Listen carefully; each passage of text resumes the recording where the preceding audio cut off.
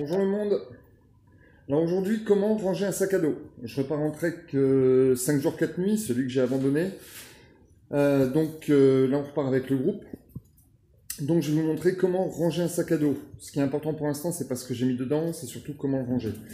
Je reviendrai après si vous avez des questions sur ce que j'ai mis dedans et pourquoi.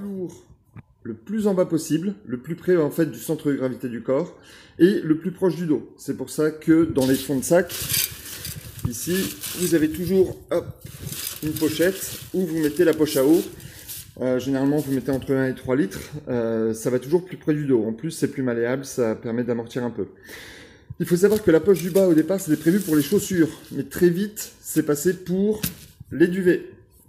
C'est d'ailleurs là que je mets mon duvet. Ça me permet aussi de m'asseoir sur mon sac à cet endroit-là sans risquer quoi que ce soit, sachant que dans le reste du sac, j'ai du matériel qui peut être parfois un peu fragile.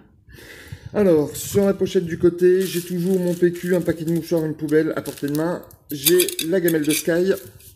Sur l'arrière, complètement, j'ai mon petit salon de jardin, comme je l'appelle, et j'ai mes bâtons. La pochette du haut, ce qui est le plus important, mes lunettes de soleil, la trousse de secours et un bœuf. Après, le reste du sac, sur la poche de droite, un paquet de mouchoirs, ma frontale, un briquet, ma boussole. Voilà, sachant que j'ai la carte à portée de main. Et dans le reste du sac, j'ai ce qu'il y a là-bas. C'est-à-dire qu'en gros, j'ai ma popote, mon kit hygiène, ma nourriture, mon fond de sac, mon tarp, ma grabeur et ma scie. Là, je prends la scie parce que j'espère qu'on va pouvoir faire du feu. Salut Sky! Ça va ma fille? La grabeur et le tarp relativement haut. Un, parce que c'est léger. En tout cas, pour moi, c'est vraiment léger.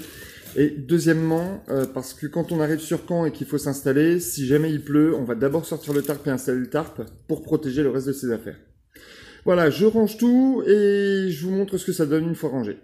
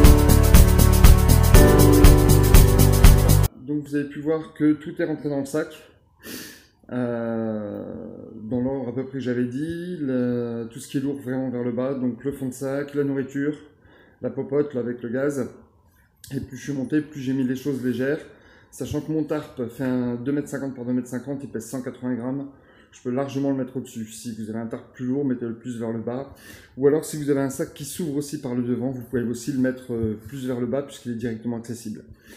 Voilà, j'espère que cette vidéo vous a plu, et puis on se dit à la semaine prochaine pour les 5 minutes. Ciao le monde!